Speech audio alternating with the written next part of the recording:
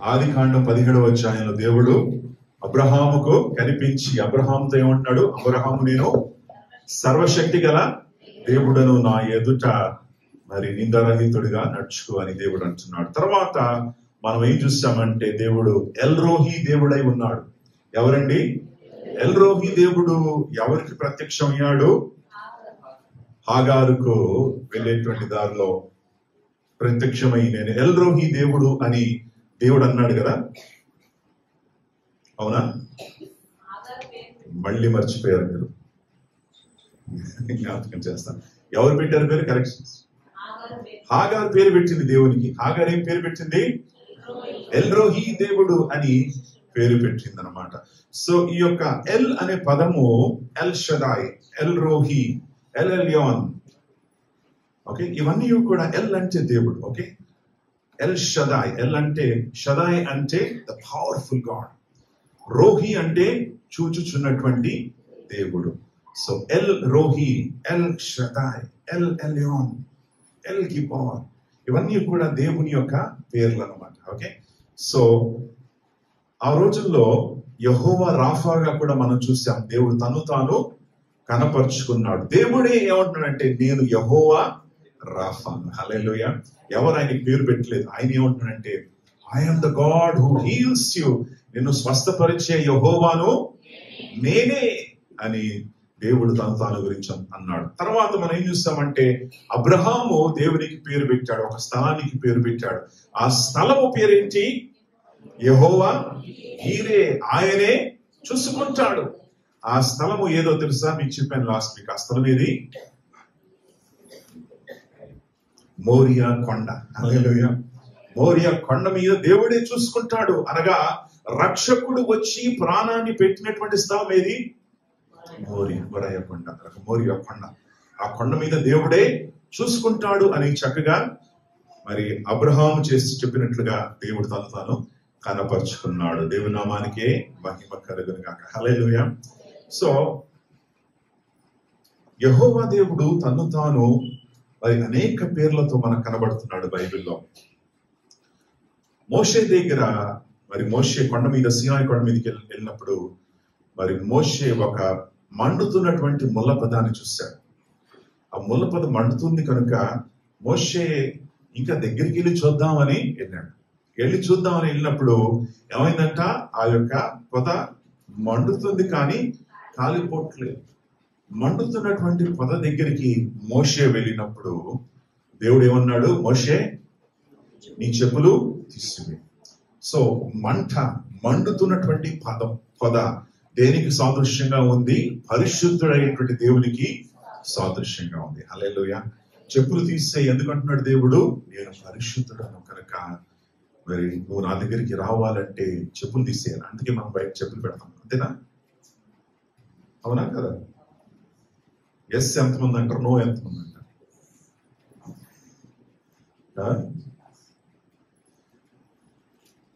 So దేవుడు అన్ని కూడా సాదృశ్యంగా చేస్తాడు. ఇట్ ఈస్ నాట్ సేమ్ అన్నమాట. అంటే ఉన్నట్లుగా ఉండదు, అన్ని కూడా సాదృశ్యంగా ఉంటాయి. పాత నిబంధనలు జరిగినవన్నీ కూడా సాదృశ్యం ఏంటంటే నా దగ్గరికి నువ్వు రావాలంటే నేను పరిశుద్ధుని కనుక అపరిశుద్ధమైనటువంటి ఏ విషయం కూడా నా దగ్గరికి రావడానికి వీలు లేదు. దట్ ఈస్ వై మనం బయటికి వెళ్ళేటప్పుడు ఎక్కువగా లోకంతో కాంటాక్ట్ గా ఉండేది ఏది?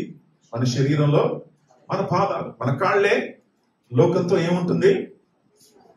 అది నడుస్తూ ఉంటాం కదా, లోకం నడుస్తూ ఉంటాం కనుక అది మురికి ఎక్కువ అయిపోతూ ఉంటుంది. అందుకే దేవుడు ఏమంటున్నాడు? నా దగ్గరికి రావాలంటే నీ మురికి విడిచిపెట్టి రావాలి. హల్లెలూయా. నీ పాదాలు శుద్ధీకరించుకుని రావాలి. దేవుని నామానికే మహిమ కలుగును గాక. సో దేవుడు ఆ సమయంలో మోషే ఒక మాట అడిగాడు దేవుడికి. ప్రభువా, నీ పేరేంటి అని అడిగాడు. హల్లెలూయా. ప్రభువా, నీ పేరు ఏంటి అని అడిగినప్పుడు దేవుడు ఏం పేరు చెప్పాడంటే నేను ఉన్నవాడను. ఆ మాట హెబ్రీ భాషలో మనం చూస్తున్నాం. దాని పదం పేరు ఏంటంటే YHWH. ఏంటది? YHWH. ఈ పదము నుండి మనకు ఏ పదం వస్తుంది? యెహోవా అనే పదము వస్తుంది. ఇంగ్లీష్ లో దాన్ని యావే అని అంటారు. ఓకే, ఎవ్రీ భాషలో YHWH, దాంట్లో వావెల్స్ ఉండవు, వావెల్స్ కాన్సనెంట్స్ ఉండవు అనమాట. సో ఈ యొక్క పదానికి వవెల్స్ కాన్సనెంట్స్ మనం యాడ్ చేసినప్పుడు AEIOU కదా వవెల్స్, ఆ వవెల్స్ ని మనం యాడ్ చేసినప్పుడు యెహోవా అనే పేరు వస్తుంది. ఓకే, సో ఈ పేరు దేవుని యొక్క వ్యక్తిగత పేరు. This is the personal name of God. ఏంటిది ఇది? The personal name of God, దేవుని యొక్క పేరు. ఈ పేరును బైబిల్లో చాలా తక్కువ వాడారు, ఎందుకంటే యెహోవా దేవుడు పరిశుద్ధుడు. హల్లెలూయా. ఆయన నిర్గమకాండము 20:7 ప్రకారము ఆయన నామమును మనము ఎలా వాడకూడదు? వ్యర్థముగా మనము ఉచ్చరించకూడదని ఇశ్రాయేలీలు చాలా భయపడేవారు. ఈ రోజులు మనకు ఉందా భయం? అది దైవ భయము కదా. దేవుని యొక్క పేరును వాడడానికి, దేవుని యొక్క సన్నిధిలో నేను వస్తున్నాను అని నువ్వు జాగ్రత్త పడి వస్తున్నావా? హల్లెలూయా. దేవుడు ఉన్నాడు ఇక్కడ, ఆయన సన్నిధి ఉన్నది, తన పరిశుద్ధాత్మ దేవుడు సంచరిస్తూ ఉన్నాడు, నేను ఆయన సన్నిధిలో కనపడాలి అని నువ్వు జాగ్రత్త పడి వస్తున్నావా? ఇశ్రాయేలీయులు భయపడి YHWH అనే యెహోవా అనే పేరు వారు నోట్లో ఎత్తేవారు కాదు. మీకు తెలుసా విషయం? They used to be scared to utter the name of God. దేవుని యొక్క పేరును ఉచ్చరించడానికి భయపడేవారు. దానికి బదులుగా పెట్టినటువంటి పేరు ఏంటంటే వారు అడోనాయ్ అని వాడేవారు. ఏంట పేరు? అడోనాయ్. అడోనాయ్ అంటే లార్డ్. అడోనాయ్ అంటే ఏంటి? Okay, lord God, I'm Adonai. Hebrew భాషలో ఆ పేరు అడోనాయ్ అని పిలిచేవారు. సో దేవునికి బదులుగా, యెహోవా దేవునికి బదులుగా అడోనాయ్ అని వాడారు. మనం ఈ రోజుల్లో చాలా ఈజీగా వాడుతూ ఉంటాం, కానీ ఆయన నామము ఎలాంటిది? పరిశుద్ధం. Hallelujah. So when you speak the name of God, be careful. యెహోవా దేవుని యొక్క నామాన్ని వాడుతున్నప్పుడు, ఆయన పాటలు పాడేటప్పుడు, ఆయన నామాన్ని ఉచ్చరించేటప్పుడు నువ్వు ఎవరి నామాన్ని వాడుతున్నావో ఒకసారి ఆలోచించు. హల్లెలూయా. పరిశుద్ధుడు. ఆ రోజుల్లో ఆయనను వారు చూశారు, ఆయన ఎలాంటి వారో ఆయన చూశారు, ఆయన ఎంత పరిశుద్ధుడో. ఆయన దిగి వచ్చినప్పుడు కొండలు కదిలిపోయాయి. హల్లెలూయా.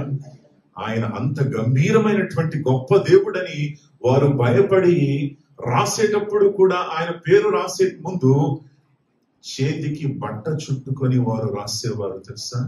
ఆయన పేరు పరిశుద్ధం అని. Hallelujah. Praise the Lord. Bible రచించినటువంటి వారు, అనగా హెబ్రీ టెక్స్ట్ రచించినటువంటి వారు తన పరిశుద్ధ యెహోవా దేవుని యొక్క పేరును వాడడానికి భయపడుతూ వారు రాసేవారు. ప్రియులారా, దేవుని యొక్క నామము పరిశుద్ధమైన నామం. హల్లెలూయా. ఆయన నామము మహిమ గల నామము. ఆయన కుమారుడిగా కుమార్తెగా నువ్వు ఉన్నావు కనుక నువ్వు ధైర్యంగా ఆయన నామాన్ని వాడుతున్నావు, కానీ జాగ్రత్తగా వాడు. Hallelujah. Be careful because God is holy. దేవుడు పరిశుద్ధుడు కనుక మనము పరిశుద్ధంగా ఆయన నామాన్ని మనం వాడుకోవాలి. దేవుడి నామానికి మహిమ కలుగును. అందుకే మనం ఏమంటాం అంటే ప్రభువా ప్రభువా అని మనం వాడతాం. అవునా? ప్రభు అని మనం వాడతాం. వి సబ్స్టిట్యూట్ ద వర్డ్ ప్రభు అని. దేనికి బదులుగా? యెహోవాకు బదులుగా ప్రభువా అని మనం అంటాం కదా. సో దేవుడు పరిశుద్ధుడు కనుక ఆ యొక్క పేరు, ఆ పరిశుద్ధమైన యెహోవా దేవుని పేరును మనము జాగ్రత్తగా మనము వాడాలి. ఎందుకంటే he said that is my name, నా పేరు. హల్లెలూయా. నా పేరుని ఏం చేయకూడదు? మీరు వ్యర్థముగా ఉచ్చరించకూడదు. Don't take the name of the Lord your God in vain అని బైబిల్ హెచ్చరిస్తాం. దేవుని నామానికి మహిమ కలుగునుగా. Okay, now today we are going to look at one more name of God. ఈ రోజు మనము దేవుని యొక్క మరొక పేరును మనం చూడబోతున్నాం. ఏ పేరు చూడబోతున్నాం మీకు తెలుసు కదండి. ఏం చూడబోతున్నాం? యెహోవా నిస్సి. హల్లెలూయా. యెహోవా నిస్సి. యెహోవా నిస్సి. కొంతమంది చాలా ప్రేమగా నిస్సి అని పేరు పెట్టుకుంటారు. విన్నారు కదా పేరు? నిస్సి. పురుషులు పెట్టుకోవచ్చు, స్త్రీలు పెట్టుకోవచ్చు. పిల్లలు కొడితే మీరు పిల్లలు గారు పేరు పెట్టలేదు. ఓకే, నిస్సి అనే పేరు పెట్టండి. Okay, so wonderful. యెహోవా నిస్సి గురించి మనం చూడబోతున్నాం. ఎక్సోడస్ చాప్టర్ 17, నిర్గమకాండము 17వ అధ్యాయము.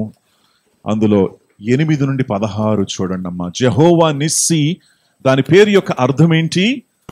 The lord is my banner. దేవుడే నా ధ్వజమై ఉన్నాడు.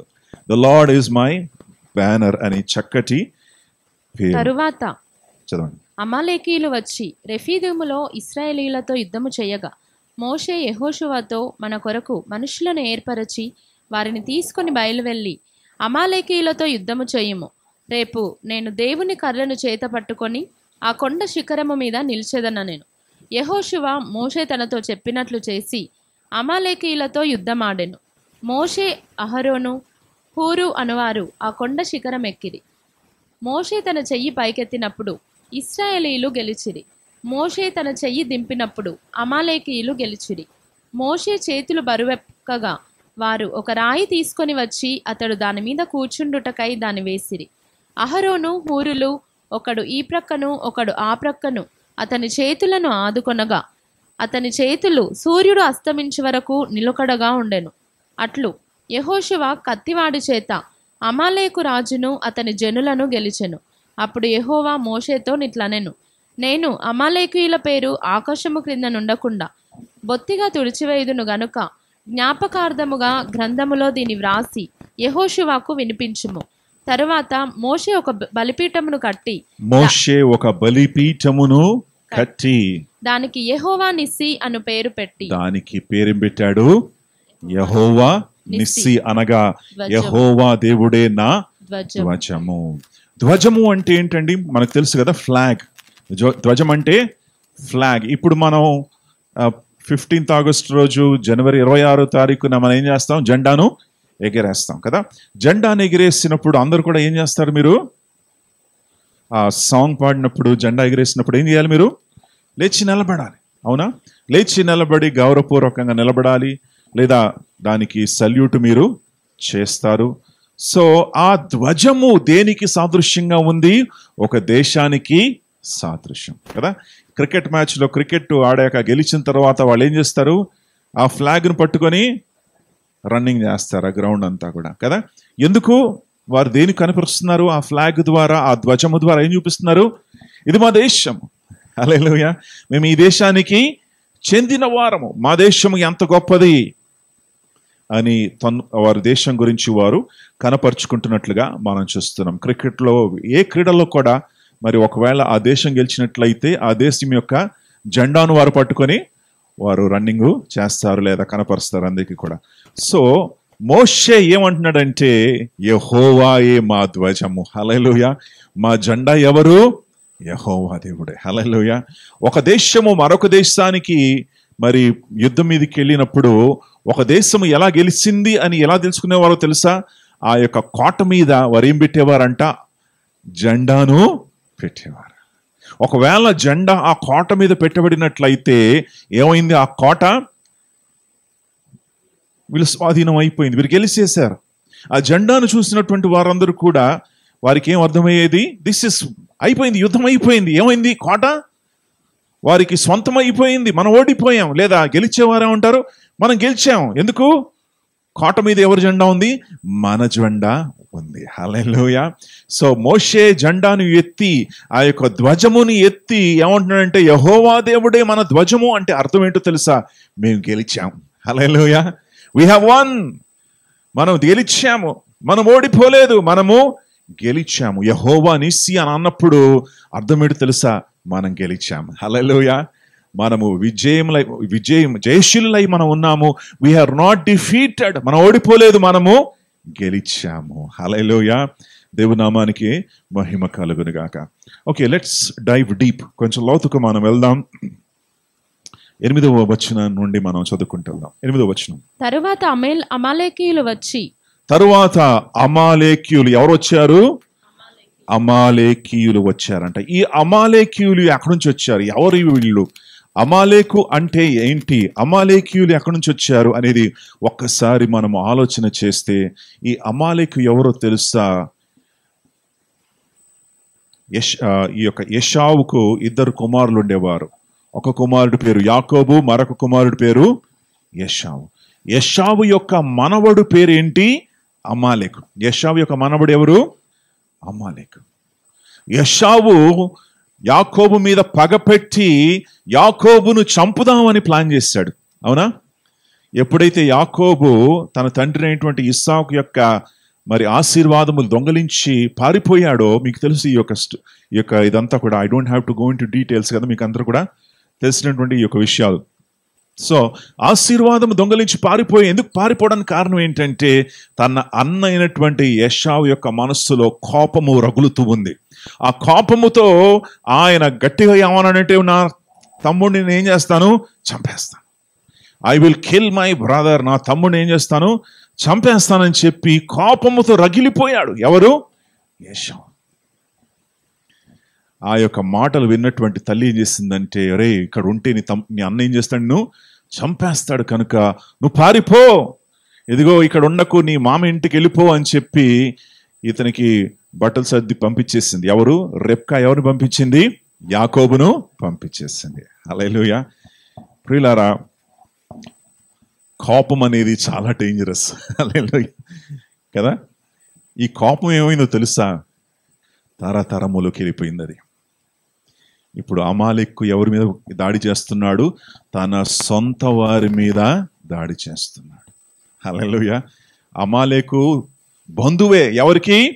ఇశ్రాయేలుకి బంధువు. దూరపు బంధువు. దూర బంధువా? దగ్గర బంధండి ఆయన. హల్లెలూయా. హి ఈజ్ ఫ్యామిలీ, సొంత కుటుంబము.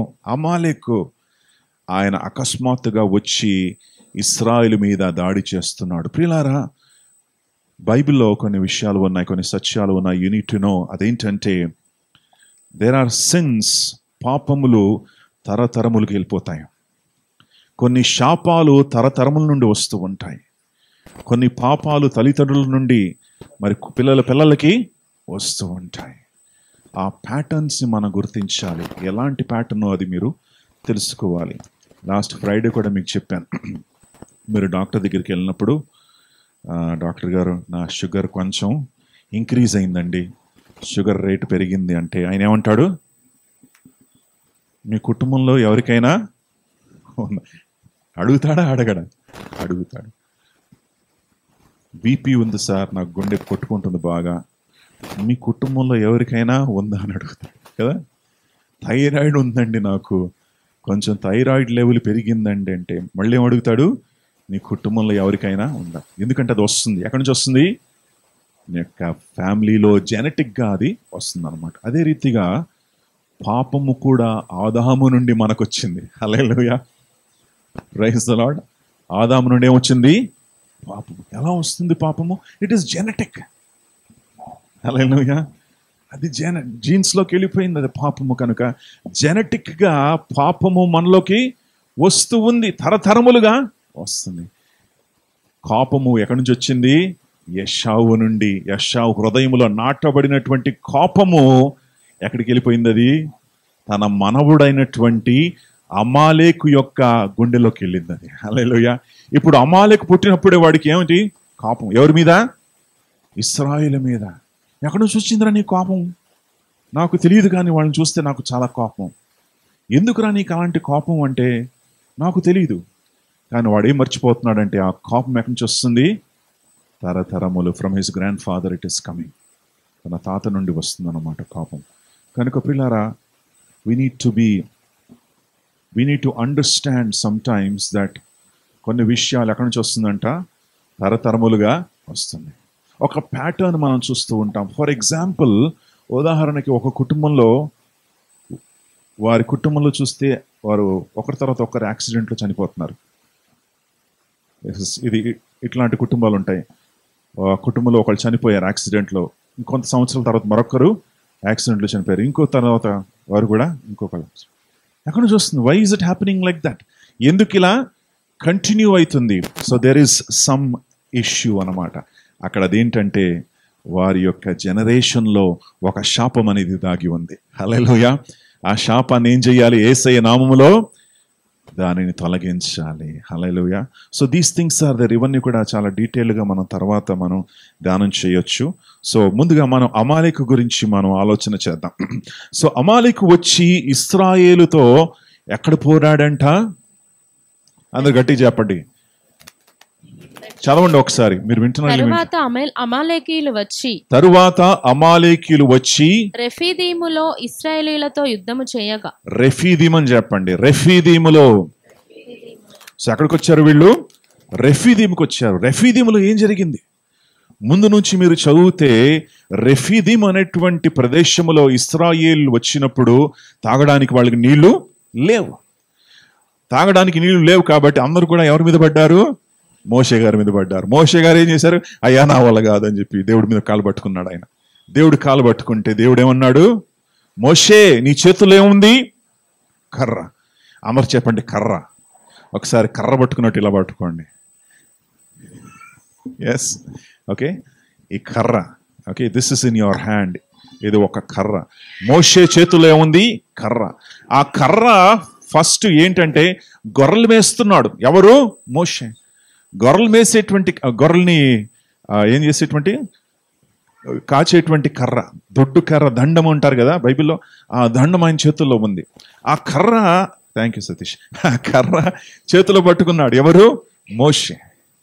మోషే కర్ర చేతిలో పట్టుకున్నప్పుడు దేవుడు మోషేని అడిగాడు, మోషే నీ చేతుల్లో ఏముంది?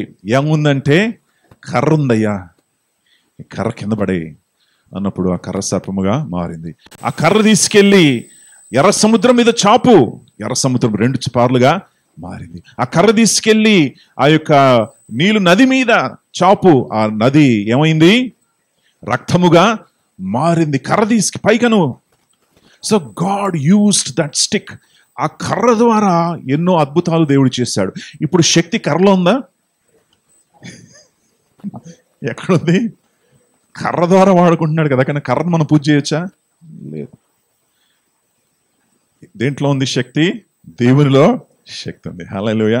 సో ఇక్కడ మోషే ఏం చెప్పాడంటే, దేవుడు తీసుకెళ్లి కర్ర తీసుకెళ్లి బండను కొట్టు అని చెప్పాడు. దేని కొట్టు?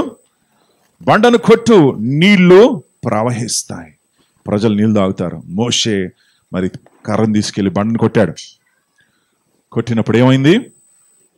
నీళ్ళు వచ్చాయి. నీళ్ళు వచ్చినప్పుడు ఇశ్రాయేల్ అందరూ తాగారు. పైనుండి ఎవరు చూస్తున్నారు? అమాలేక్ చూస్తున్నాడు. ఎవరు చూస్తున్నారు? అమాలేకీయులు. అరే రే రే రే రే, నీళ్లు మనకు కూడా కావాలి. ఇది ఎడారి ప్రదేశము. రెఫీదీం అనేటువంటి ప్రదేశంలో నీళ్లు లేవు. ఈ ఎడారి ప్రదేశంలో మనం ఉంటున్నాం కదా, ఇది మన ప్రదేశము కదా, ఇది మన ప్రాంతము కదా. మన ప్రాంతములో వచ్చినటువంటి నీళ్లు మన నీళ్లు కదా, ఈ ఇశ్రాయేలీలు తాగడానికి వీలు లేదు అని చెప్పి వారు ఏం చేశారు? రెఫీదీములో ఎవరి మీద దాడి చేశారు? ఇశ్రాయేలీల మీద దాడి చేశారు. హల్లెలూయా. ఇప్పుడు అర్థమవుతుందండి మీకు ఎందుకు దాడి చేశారో వాళ్ళు? ఏ కారణం లేకుండా వారు ఎందుకు దాడి చేశారంటే వాళ్ళకి ఏం కావాలి? నీళ్లు. మీకు విషయం తెలుసా? నీళ్ళ గురించి ఈరోజు కూడా పోరాటాలు అవుతున్నాయి. మీ ఇంటి దగ్గర వచ్చే ట్యాంకర్ గురించి మాట్లాడట్లేదు నేను కదా, అక్కడ కూడా పోరాటాలు అవుతాయి. అక్కడ అందరూ కూడా నిలబడి మరి సమ్మర్ సీజన్లో ఆ ట్యాంకర్ దగ్గర పోట్లాడుకుంటారు సిస్టర్స్, మరి బ్రదర్స్ అందరూ కూడా ఒక ఫైటింగ్ వార్ అవుతుంది అనమాట అక్కడ. ఈ రోజుల్లో కూడా నీళ్ల గురించి యుద్ధాలు జరుగుతున్నాయి. ఇండియా పాకిస్తాన్ తెలుసా మీకు విషయం? ఇండియా పాకిస్తాన్ కూడా ఇండస్ వాటర్ గురించి, ఇండస్ నది గురించి వారు పోరాడుకుంటున్నారు. భారతదేశం ఏం చేసిందంటే ఆ నది మీద ఒక ఆనకట్ట కట్టింది. ఆనకట్ట కట్టిన తర్వాత వాటర్ కంట్రోల్ అంతా ఎవరి దగ్గర ఉంది? భారతదేశం దగ్గర ఉంది. ఇప్పుడు పాకిస్తాన్ వచ్చి ఇండియా మీద దాడి చేసినప్పుడు ఇండియా వాళ్ళు ఏం చేసేసారు? ఆ ఆనకట్ట నీళ్లు పంపించకుండా ఆపేశారు వాళ్ళు. ఇప్పుడు వాళ్ళకేం లేదు, నీళ్ళు లేవు. గొడవ దాని గురించి, మాకు నీళ్లు లేవు. హల్లెలూయా. తమిళనాడు కర్ణాటక కూడా పోరాటం ఏంటి? కావేరి నది నీళ్ళు అన్నమాట, దాని గురించి పోరాటము. పంజాబ్ హర్యానాకు పోరాటము, సత్లజ్ యమున నదుల గురించి వారు పోరాడుతున్నారు. So there is always a fight for water. ఎప్పుడు కూడా నీళ్ళకేముంటుంది? పోరాటము. సాతానుడు ఎప్పుడు కూడా వచ్చి నీళ్ళ గురించి పోరాడతాడు. మీకు విషయం తెలుసా? ఇస్సాకు బావులు తవ్వినప్పుడు ఫిలిస్తీయులు వచ్చి ఏం చేశారంట? పూడ్చివేశారు. బావులు ఏమొచ్చినాయి? నీళ్ళు వచ్చాయి.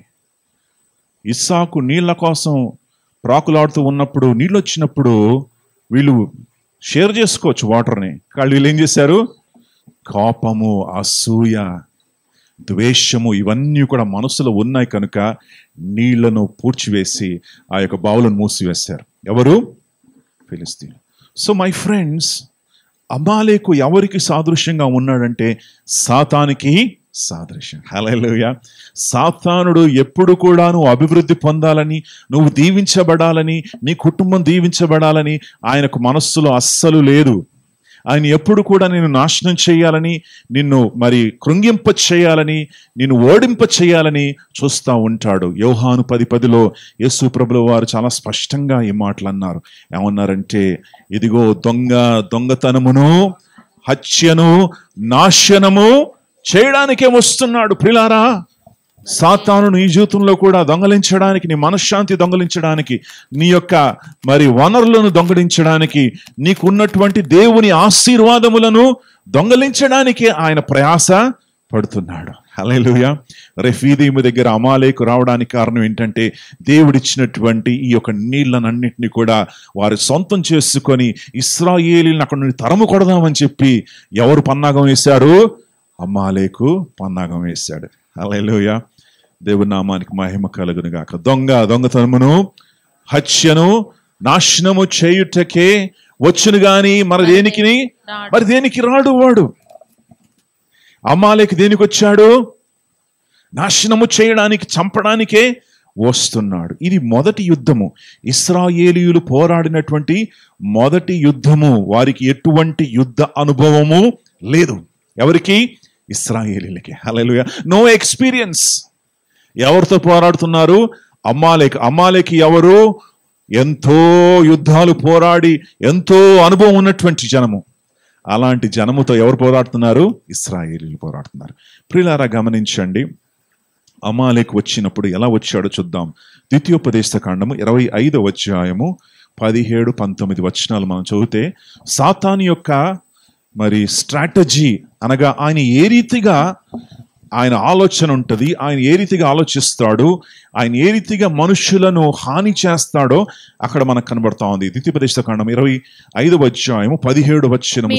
ఐగుప్తులో నుండి వచ్చుచుండగా మార్గమున అమాలేకీయులు నీకు చేసిన దానిని జ్ఞాపకము చేసుకొనుము. అతడు దేవునికి భయపడక. అతడు ఎవరికి భయపడలేదు? He did not fear God. ఎందుకు?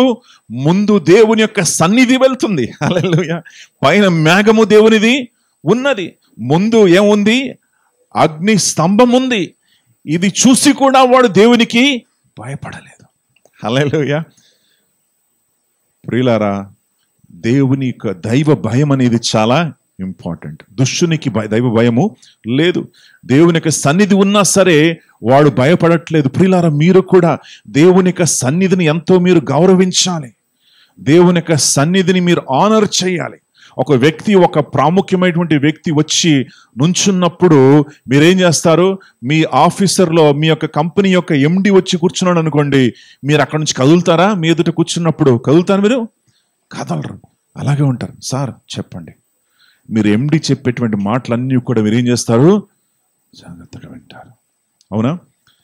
దేవుడు ఉన్నాడు అని మనం గుర్తించినప్పుడు, దేవుని సన్నిధి ఉంది అని మనం గుర్తించినప్పుడు, మనము కూడా ఆయన సన్నిధిలో ఎలా కలిగి ఉండాలి? ఏం కలిగి ఉండాలి? భయభక్తులు కలిగి మనము ఉండాలి. అమాలేకు ఏమి లేదు, భయం అనేది లేదు.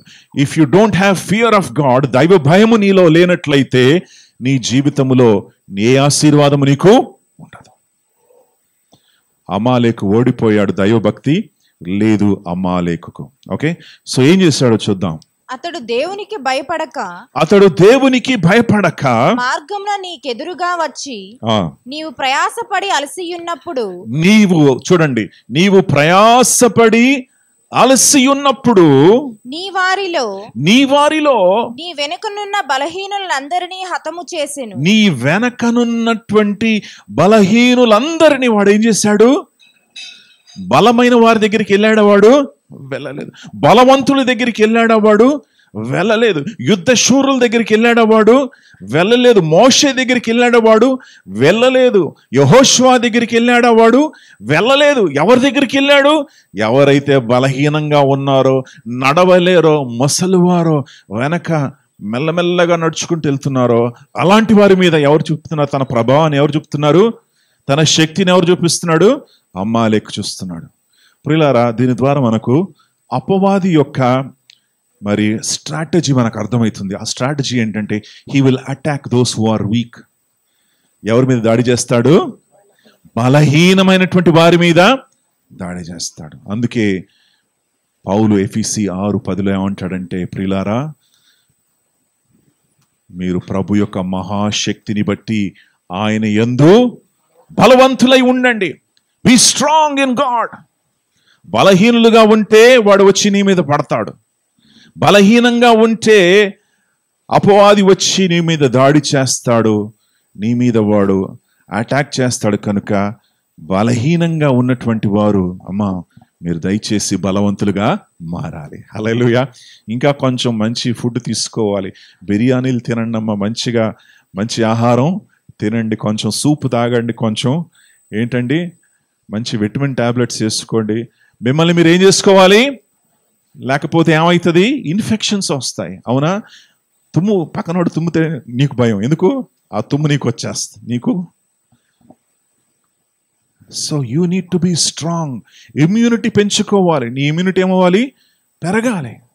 సో ఏ రోగం వచ్చినా సరే నీకేం కాదు, నీకు ఎటువంటి హాని కాదు. ఎందుకంటే నీలో ఏముంది? ఇమ్యూనిటీ ఉంది. కనుక ప్రియులారా, అదే రీతిగా దేవుడు ఏమంటున్నాడంటే, నిన్ను నీవు ప్రభువునందు ఏం చేసుకోవాలి? బలపరచుకోవాలి. Be strong in God, don't be weak. బలహీనంగా ఉండకు, దేవుని యందు బలవంతుడై ఉండు అని దేవుడు హెచ్చరిస్తూ ఉన్నాడు. అమాలేకు భయపడలేదు. అమాలేకు వచ్చి దాడి చేస్తూ ఉన్నాడు. సో ప్రియులారా, దేవుని యందు బలవంతులుగా ఉండడం అనేది చాలా చాలా ముఖ్యము. బలహీనంగా మనం ఉండకూడదు. ఎలా బలవంతులై ఉండాలి అనేది బైబిల్లో చాలా స్పష్టంగా మనకు కనబడతా ఉంది. అదేంటంటే ప్రభు యొక్క మహాశక్తిని బట్టి ఆయన ఇచ్చేటువంటి సర్వాంగ కవచమును మనం ఏం చేసుకోవాలి? ధరించుకోవాలి. Hallelujah. Put on the full armour of God so you can stand. నువ్వు సర్వాంగ కవచాన్ని ధరించుకొని నీవు బలంగా నిలబడు దేవునిలో. హల్లెలూయా. నీ విశ్వాసాన్ని బలపరుచుకో, నీ ప్రార్థనా జీవితాన్ని బలపరుచుకో, నీ వాక్యపు ధ్యానాన్ని బలపరుచుకో, నీ కుటుంబాన్ని బలపరుచుకో. బలహీనమైనటువంటి నీ కుటుంబాన్ని గురించి ప్రార్థించు. వారి చుట్టూ దేవుని యొక్క కంచును వేసుకో. హల్లెలూయా. Praise the Lord. బలవంతులైనటువంటి మీరు బలహీనమైనటువంటి వారి గురించి ఆలోచించాలి. బలవంతులైనటువంటి మీరు బలహీనమైనటువంటి మీ కుటుంబ సభ్యుల గురించి ప్రార్థన చెయ్యాలి. హల్లెలూయా. వాక్యం ఎరిగినటువంటి మీరు వాక్యము తెలియనటువంటి మీ కుటుంబ సభ్యుల గురించి ప్రార్థన చేసి వారిని బలపరిచేటువంటి బాధ్యత మీ మీద ఉన్నది. హల్లెలూయా. దేవుని నామానికి మహిమ కలుగును గాక. సో అమాలేకు వచ్చి బలహీనమైనటువంటి వారి మీద దాడి చేస్తున్నాడు. సాతానుడు కూడా ఈజీగా వచ్చి ఎవరిని అటాక్ చేస్తున్నాడంటే బలహీనమైనటువంటి వ్యక్తులను అటాక్ చేస్తాడు. క్రికెట్ మ్యాచ్ ఆడేటప్పుడు స్టార్టింగ్లో స్ట్రాంగ్ ప్లేయర్స్ ఉంటారు. బ్యాటింగ్ చేసేటప్పుడు, అవునా, బలమైన ప్లేయర్స్ ఉంటారు. కోహ్లీ ఉంటాడు, రోహిత్ ఉంటాడు. వాళ్ళ దగ్గర వేస్తే వాడు కొడతారు బాగా బౌలింగ్. సో వాళ్ళందరూ కూడా పడిపోయినప్పుడు లాస్ట్లో ఎవరు వస్తారు? ఈ బౌలర్స్ వస్తారు అన్నమాట. బౌలర్స్ వచ్చి అక్కడ నిలబడితే వాడు బ్యాటింగ్ చేస్తున్నాడా బౌలింగ్ చేస్తున్నాడు మనకు అర్థం కాదు. ఎందుకంటే బ్యాట్ పట్టుకోవడానికి వాడికి రాదు, ఇలా ఇలా ఊగిపోతూ ఉంటాడు కదా. ఇప్పుడు ఏంటి బౌలర్స్కి మజా అన్నమాట. అరే వీడిని చూడు, వీటి పని ఏం చేస్తాను చూడు అని వాడు ఎవరు చేస్తాడు? బౌలర్ వచ్చి ఫాస్ట్గా ఒక్క క్షణంలోనే వాడి వికెట్ని లేపేస్తాడు. ఆ 9th పర్సన్ 10th పర్సన్ ఉంటారు కదండి, ఆ 9th మ్యాన్ 10th మ్యాన్ని ఈజీగా అవుట్ షేడ్స్ పడేస్తారు వాళ్ళు. అలాగే సాతానుడు కూడా వచ్చి బలహీనమైనటువంటి వారిని చాలా ఈజీగా ఏం చేస్తాడు? పడవేస్తాడు. అందుకే 9th పర్సన్ 10th పర్సన్ ఉన్నా సరే ఆల్రౌండర్గా ఉండాలి. హల్లెలూయా. దేవునిలో మీరు ఆల్రౌండర్గా ఉండాలి ప్రియులారా. దేవుని నామానికి మహిమ కలుగును గాక. సో కరెక్ట్ వద్దాం మనం మరలా. ఇప్పుడు దేవుడు మోషేతో ఏమంటాడంటే 9వ వచనము, ఒక ఆశ్చర్యకరమైనటువంటి కార్యం జరుగుతోంది. 9వ వచనం చూద్దాం. మోషే యెహోషువతో, మన కొరకు మనుష్యులను ఏర్పరిచి వారిని తీసుకొని బయలు వెళ్ళి అమాలేకీయులతో యుద్ధము చేయుము. రేపు నేను దేవుని కర్రను చేత పట్టుకొని ఆ కొండ శిఖరము మీద నిలిచేదన నేను. కొండ శిఖరము మీద నేను నిలిచి ఉంటాను. ఇంకా చదవండి. యెహోషువ మోషే తనతో చెప్పినట్లు చేసి అమాలేకీయులతో యుద్ధమాడెను. మోషే అహరోను హూరు అనువారు ఆ కొండ శిఖరం ఎక్కిరి. మోషే తన చెయ్యి పైకెత్తినప్పుడు ఇశ్రాయేలీయులు గెలిచిరి. ఇశ్రాయేలీయులు ఏమయ్యారంట? గెలిచారు. మోషే తన చెయ్యి దింపినప్పుడు అమాలేకీయులు గెలిచిరి. ఇదేమిటి మ్యాజిక్ అవుతుంది ఇక్కడ? ఏంటండి? చెయ్యి పైకెత్తినప్పుడు ఏమవుతుందంట? ఇశ్రాయేల్ గెలుస్తున్నారు. చేతిలో ఏముంది? కర్ర. ఓకే, ఆ కర్ర ఉంది. కర్ర పట్టుకొని మోషే ఇలా లేపినప్పుడు పైన కొండ నుంచి వస్తున్నాడు, కింద యుద్ధం జరుగుతూ ఉంది. చేతులు పైకెత్తినప్పుడు, కర్ర పైకెత్తినప్పుడు ఇశ్రాయేల్ గెలుస్తున్నారు. కింద పెట్టేస్తే, చెయ్యి బరువెక్కి కింద పెట్టేస్తే ఎవరు గెలుస్తున్నారు? ఇది ఎవరు గమనించారు? మోషే చూశాడు. ఆయనతో పాటు వచ్చినటువంటి వారి యొక్క అసిస్టెంట్స్ హూరు మరియు అహరోన్ ఇద్దరు కూడా గమనించారు. చేతులు కింద పెడితే ఏమైపోతుంది? మనం ఓడిపోతున్నాం. చేతులు పైకి పెడితే ఏమైతుంది? గెలుస్తున్నాం. సో ఓకే మనం ఒక పని చేద్దాం అని చెప్పి మోషే గారిని కూర్చోబెట్టారు. ఒక రాయి మీద కూర్చోబెట్టి, మోషే గారు మీరు చేతులు పైకి ఎత్తాలండి, ఎప్పుడు కూడా చేతులు పైకి పెట్టండి, మేము నీకు సపోర్ట్ చేస్తామని చెప్పి ఇద్దరు కూడా ఒక్కొక్క వైపు చెయ్యి పట్టుకున్నారు. చెయ్యి పట్టుకొని చేతిని బలపరిచినప్పుడు కింద ఏమైంది? ఎవరు గెలుస్తున్నారు? ఇశ్రాయేలీయులు. హల్లెలూయా! ఇశ్రాయేలీయులు గెలిచారు. మోషే ఉదయకాలము నుండి సాయంకాలం వరకు చేతులు అలాగే పెట్టాడు. హల్లెలూయా! ఉదయకాలము నుండి, ఓకే, మీరు ఎప్పుడు పెట్టారు అలా చేతులు? ఉదయకాలము నుండి సాయంకాలం అయ్యేంత వరకు చేతులు అలాగే పెట్టాడు. బరువెక్కినా సరే ఎంత కష్టముతో వీళ్ళందరూ కూడా మోషే గారు చేయి పట్టుకున్నారు. వీళ్ళ చేతులు కూడా నొప్పి వచ్చుంటాయి. ఎవరికి? అహరోనుకు నొప్పి వచ్చుంటుంది, హూరుకు నొప్పి వచ్చుంటుంది. మోషే కూడా చేతులు మరి బరువు ఎక్కువ ఉంటాయి. కానీ యుద్ధం జరిగేటప్పుడు మోషే ఏం చేస్తున్నాడు? చేతులు పైకి ఎత్తుతున్నాడు. Hallelujah! Praise the Lord. So next time నుండి మీరేం చేస్తారు? కొండెక్కి, ఇవన్నీ కూడా ఏంటి? సాదృశ్యము. హల్లెలూయా! వీటి ద్వారా మనము ఆత్మీయ సత్యాలను మనము గ్రహించవచ్చు. ఓకే, సో ఆత్మీయ సత్యాలన్నీ కూడా మరుగై ఉన్నది. సో గాడ్ చూస్తే, దేవుని మనం చూస్తే గాడ్ ఈస్ హిడెన్. ఆయన మనకు కనపడదు, ఆయన వెతికే వారికి దొరుకుతాడు. ఆత్మీయ సత్యాలు మనకు కనపడదు, వెతికే వారికి అది దొరుకుతాయి. సో మోషే ఏం చేస్తున్నాడంటే చేతులు పైకి ఎత్తుతున్నాడు. ముందుగా కర్ర గురించి మనం ఆలోచన చేద్దాం. కర్ర దేనికి సాదృశ్యమో మనం చూడబోదాం. ఓకే, సో కర్ర మోషే దగ్గర ఉంది. ఆ కర్రతో ఆయన ముందుకు నడిపిస్తా ఉన్నాడు. కర్ర రాజు దగ్గర రాజదండం అనేది ఉండేది. అవునా? రాజదండము రాజు దగ్గర ఉండేది. సో ఈ యొక్క కర్ర లేక రాజదండము మోషే చేతిలో ఉంది. దేనికి సాదృశ్యము తెలుసా? దేనికి సాదృశ్యం? అది అధికారమునకు సాదృశ్యం. అథారిటీ. అందరు చెప్పండి, అధికారము. అధికారము. హల్లెలూయా! సో మోషే కొండ మీదకి ఎక్కి ఏం చేస్తున్నాడండి? చేతుల పైకి ఎత్తి ఏం చేస్తున్నాడు? మోషే ప్రార్థిస్తున్నాడు. ఎవరికి ప్రార్థిస్తున్నాడు? యెహోవా దేవునికి ప్రార్థిస్తున్నాడు. ఎలా ప్రార్థిస్తున్నాడు? తనకివ్వబడినటువంటి అధికారాన్ని వాడుతూ ప్రార్థిస్తున్నాడు. హల్లెలూయా! ప్రియులారా, మీరు కూడా యుద్ధాన్ని జయించాలంటే 2 భాగాలు ఉన్నాయి. పోరాటాలు జయించాలంటే 2 మెథడ్స్ ఉన్నాయి అన్నమాట. 2 మెథడ్స్ కాదు, 2 స్టెప్స్ ఉన్నాయి. 2 మెట్లు ఉన్నాయి. మొదటి మెట్టు ఏంటంటే మోషే వలె మీరు పైకెక్కి అధికారమును పైన పెట్టుకొని మీరు ప్రార్థన చెయ్యాలి. హల్లెలూయా! అదేంటో మీకు చూపిస్తాను. సో అధికారమును తీసుకున్నాడు మోషే. ఆ అధికారము దేనికి సాదృశ్యము తెలుసా? దేంట్లో అధికారం ఉందండి మనకు? చెప్పండి. అధికారము దేంట్లో ఇచ్చాడు దేవుడు? ఎవరికి ఇచ్చాడు అధికారము? తన బిడ్డలకు అధికారం ఇచ్చాడు. ఓకే, సమస్త పరలోకములో భూలోకములో అన్ని నామముల కన్నా పై నామము, అధికారము కలిగిన నామము, ఆ శక్తి గల నామము యేసయ్య. That name has power. ఆ నామంలో ఏముంది? శక్తి ఉంది. Hallelujah. So you use the name. నువ్వు నామాన్ని వాడాలి. హల్లెలూయా. శక్తి గల నామాన్ని నువ్వు వాడాలి. బలమైన యేసయ్య నామాన్ని నువ్వు ప్రార్థనలో నువ్వు వాడాలి. ఎలా వాడుతావు? యేసయ్య నీ కాలు పట్టుకుంటానయ్యా, యేసయ్య ప్లీజ్ ప్లీజ్ ప్లీజ్ ప్లీజ్ నాకు సహాయం చేయి, అలా అడుగుతావా? ప్లీజ్ ప్లీజ్ ప్లీజ్ ప్లీజ్ దేవుడా ప్లీజ్ ప్లీజ్ ప్లీజ్ అలా మొరపెట్టుకుంటావా? అడిగినప్పుడు ఎలా అడుగుతారు మీరు? అధికారముతో దేవుని బిడ్డలుగా అడగాలి. మా పిల్లలకి డబ్బులు కావాలంటే వాళ్ళు ఫోన్ చేసి, డాడీ నాకు ఎంత మనీ కావాలి పంపించు. నేనేం చేయాలి? వెంటనే వాళ్ళకి గూగుల్ పే ఏదో చేసి పంపించాలి కదా. వాళ్ళు వచ్చి daddy daddy please please please నాకు డబ్బులు పంపించని అడగరు.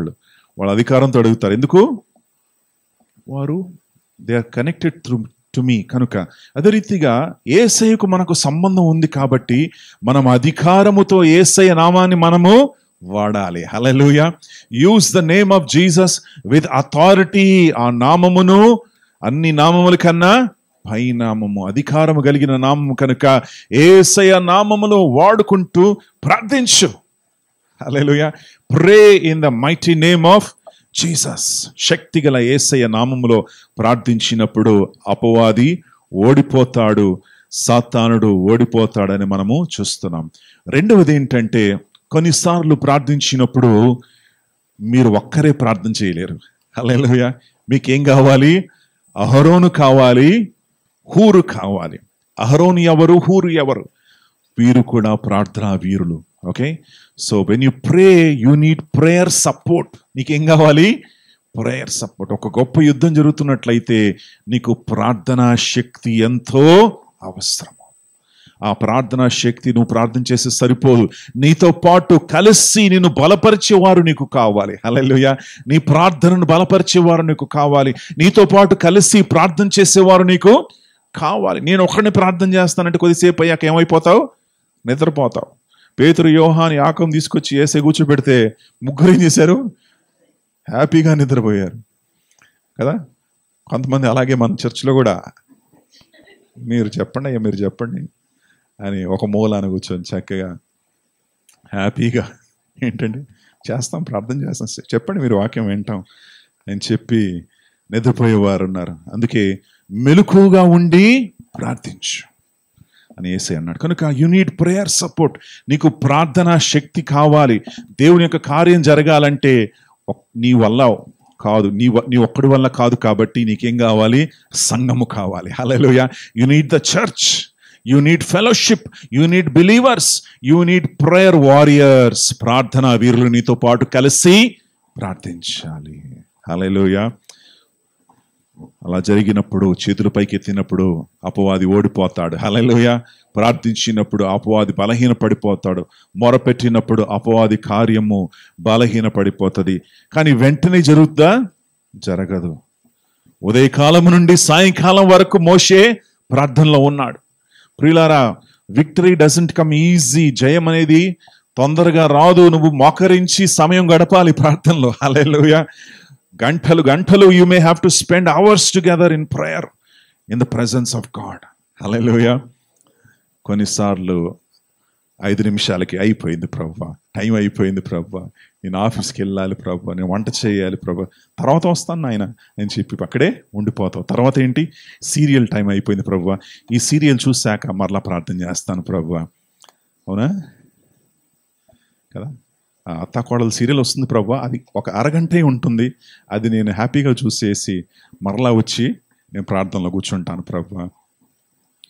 సో ఇలా ఎక్స్క్యూజ్ తర్వాత ఎక్స్క్యూజ్, సాకులు చెప్తూ చివరిగా పడుకునేటప్పుడు అలాగే మోకరించి అలాగే నిద్రపోతారు.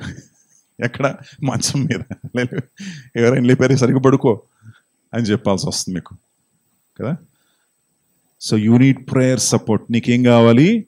ప్రార్థనా శక్తి కావాలి. సో ద పవర్, అధికారము దేంట్లో ఉంది? కర్ర కాదు అధికారం ఉండేది, యేసయ్య నామములో అధికారము ఉంటుంది అనమాట. దేవుని నామానికి మహిమ కలుగును. రెండవది ఏంటో చూస్తాం. 2 steps అని చెప్పాను కదా. రెండవది 13వ వచనం. అట్లు యెహోషువ కత్తివాడి చేత అమాలేకు రాజును అతని జనులను గెలిచెను. అప్పుడు 12వ వచనం ఒకసారి 12 గురించి చదవండి. మోషే చేతులు బరువెక్కగా మోషే చేతులు బరువెక్కగా వారు ఒక రాయిని తీసుకొని వచ్చి ఆ, అతడు దాని మీద కూర్చుండుటకై దాన్ని చేసిరి ఆ, వేసిరి. దాన్ని వేసిరి. అహరోను హూరులు ఒకడు ఈ ప్రక్కను ఒకడు ఆ ప్రక్కను అతని చేతులను ఆదుకొనగా ఒకడు ఈ ప్రక్కన మరొక్కడు ఆ ప్రక్కన, రెండు వైపులా రెండు చేతులు పైకెత్తి వారు సహాయం చేశారు. హల్లెలూయా. ప్రియులారా, మీకు ప్రార్థనా సహాయము కావాలి. అందుకే డోంట్ మిస్ ప్రేయర్ టైమ్స్. ప్రార్థనా సమయాల్ని విడిచిపెట్టకండి. మనకు వెడ్నెస్డే ప్రేయర్ ఉంది, మరి ఫ్రైడే ప్రేయర్స్ ఉన్నాయి. చాలా మంది జాయిన్ అవుతున్నారు. నాకు ఆదివారం ఉంటే చాలండి అని అనుకుంటారు మీరు. లేదండి, you need prayer every day. అనుదినం ఉదయకాలం కూడా ఉంటుంది ప్రార్థన. So everyday they are praying. నీకు ప్రార్థన సపోర్టు కావాలి. ఎప్పుడు కూడా అనుకోకండి నడిచిపోతులేండి, ఏం కాదులేండి, దేవుడు ఉన్నాడు చూసుకుంటాడులేండి. వాడు వచ్చి నువ్వు బలహీనంగా ఉన్నప్పుడు వచ్చి పెడతాడు. వాడు ఎవరు? అపవాది. హల్లెలూయా. నువ్వు రిలాక్స్డ్గా ఉన్నప్పుడు మీద దాడి చేస్తాడు. అందుకే జాగ్రత్త. Okay, next. అహరోను హూరులు ఒకడు ఒకడు ఈ ప్రక్కను ఒకడు ఆ ప్రక్కను అతని చేతులు ఆదుకొనగా అతని చేతులు అందరూ చెప్పండి, అతని చేతులు సూర్యుడు అస్తమించు వరకు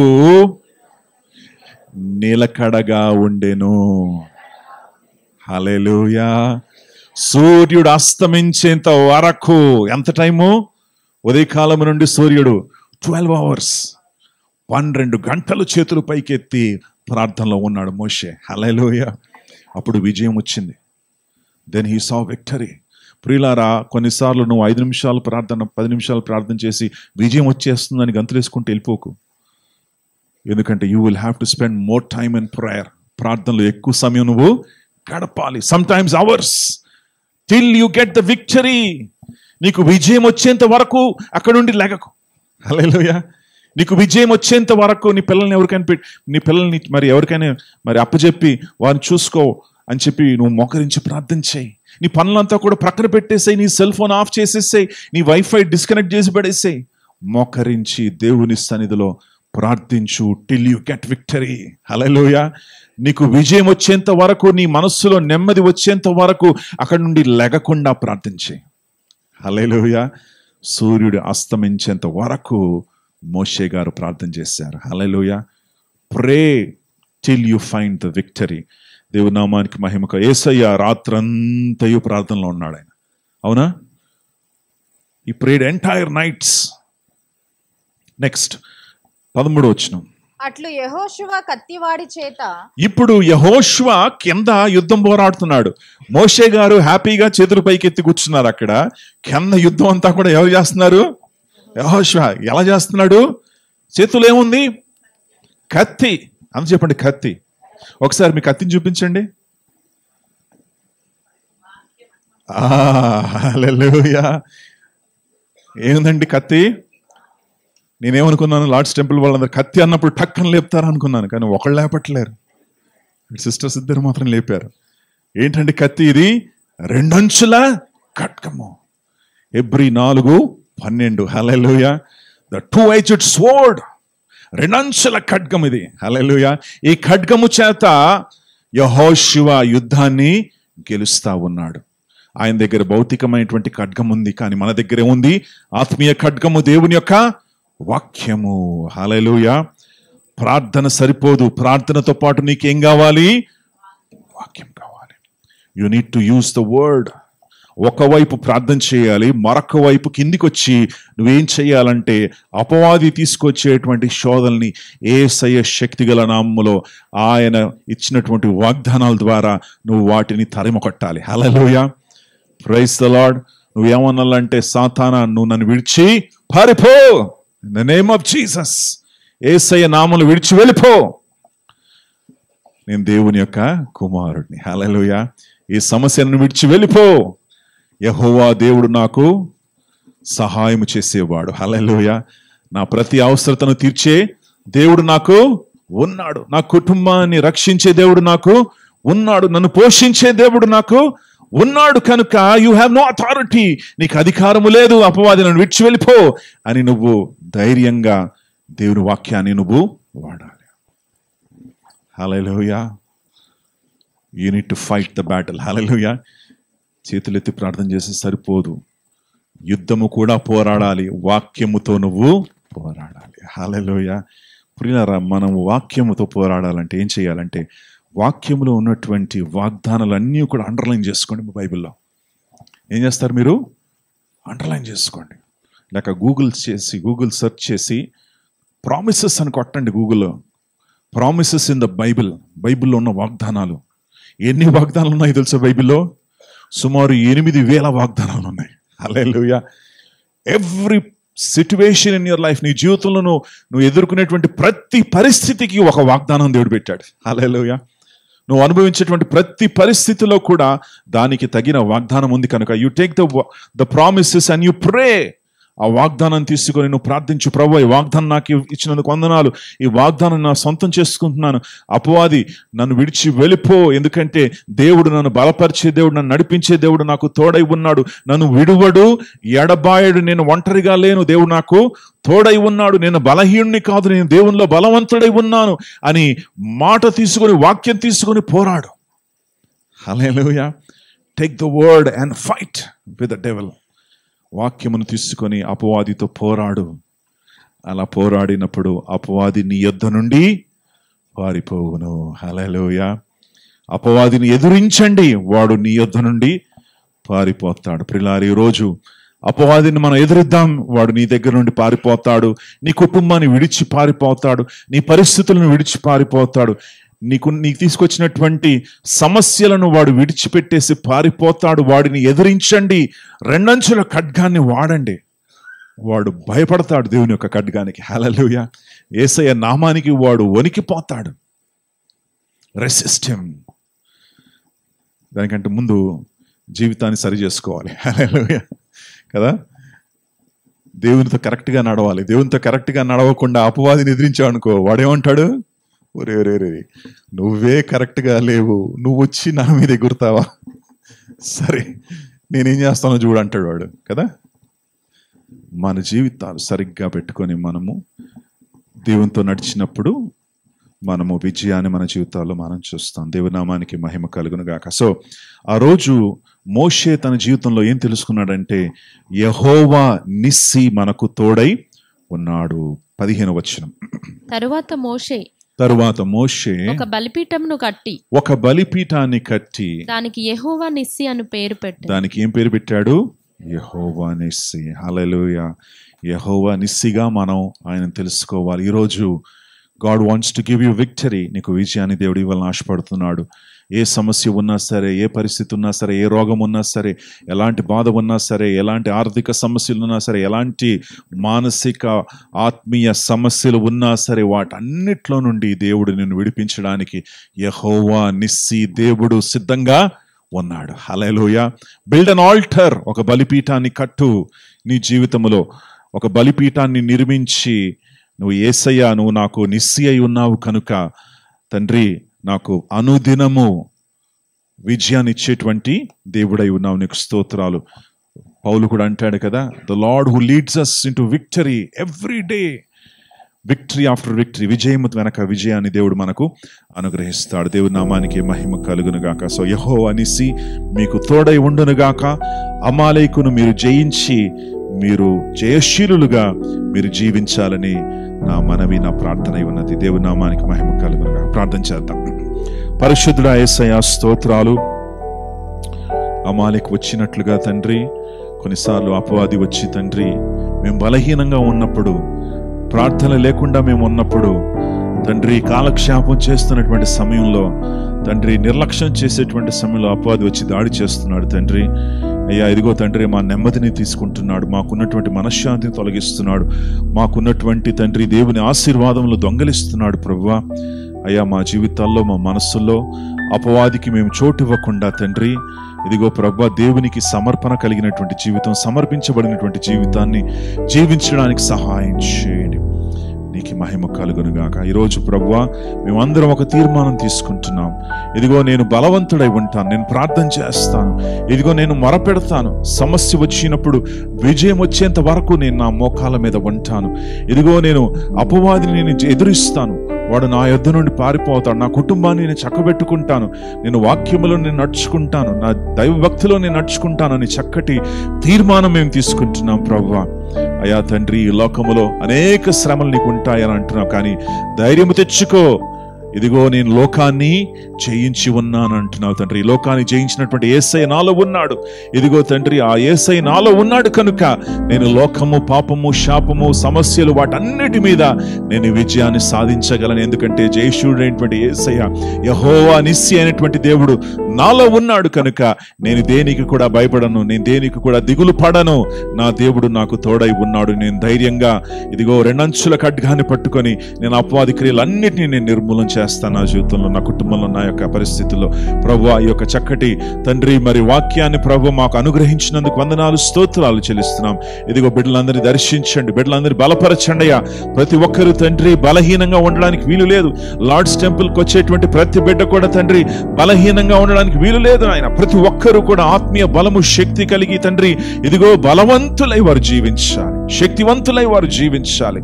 బలహీనమైనటువంటి వారుగా వారు ఉండకుండా తండ్రి ఇదిగో శత్రువును ఓడించేటువంటి వారుగా తండ్రి, బలమైనటువంటి తండ్రి సాధనములుగా దేవుని హస్తాల్లో తండ్రి బలమైనటువంటి పనిముట్లుగా తండ్రి వారు ఉండాలి. అటువంటి కృప ప్రతి ఒక్కరికి, ఈ మందిరంలో అడుగు పెట్టేటువంటి ప్రతి ఒక్కరికి దయచేయండి. నామానికి మహిమ కలుగును గాక. శ్రేష్టమైన సమయాన్ని మాకు ఇచ్చినందుకు వందనాలు, స్తోత్రాలు.